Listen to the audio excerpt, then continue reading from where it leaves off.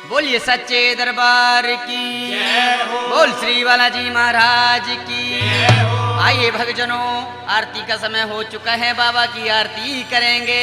बोल श्री बालाजी महाराज की हो। आरती की जय हनुमान लला की, दुष्ट दलन रघुनाथ कला की। आरती कीजिए हनुमान लला की, दुष्ट दलन रघुनाथ कला की। जाके बल से गिरवर कापे, रोग तो से जाके निकट न जापे। जाके बल से गिरवर कापे, रोग दोष जग